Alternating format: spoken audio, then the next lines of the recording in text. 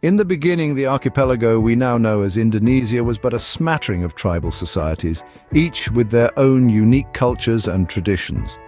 The first recorded history of these islands dates back to the 7th century, when powerful Hindu and Buddhist empires began to rise, the most notable of which were the Srivijaya and Majapahit kingdoms. These kingdoms, particularly the Majapahit, were instrumental in shaping the cultural, political and social landscapes of early Indonesia. They established trade networks, spread Hindu-Buddhist culture and fostered a sense of unity among the diverse tribes. But, as all empires do, they eventually fell, replaced by the rise of Islamic sultanates in the 14th century. The spread of Islam throughout the archipelago marked a significant shift in Indonesia's cultural and religious identity. This era saw the establishment of powerful sultanates such as the Sultanate of Malacca and the Sultanate of Demak. Yet the winds of change were blowing once again as European powers began to set their sights on the east.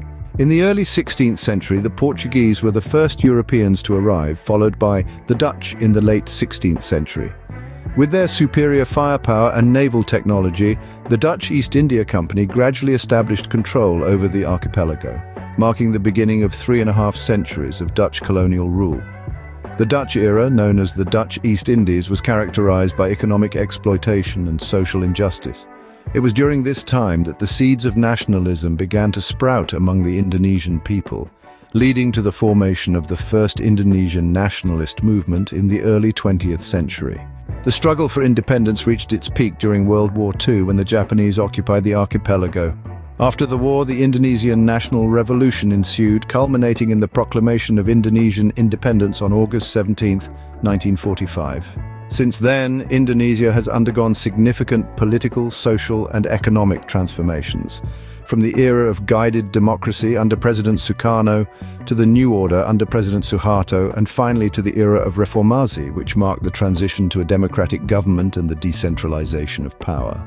In summary, the history of Indonesia is a rich tapestry of diverse cultures, religions, and political systems. From the early tribal societies and Hindu-Buddhist kingdoms, through the Islamic sultanates, the Dutch colonial era, the struggle for independence, and the post-independence transformations, each era has left an indelible mark on the nation's identity. This journey through time underscores the resilience and adaptability of the Indonesian people, shaping the Indonesia we know today.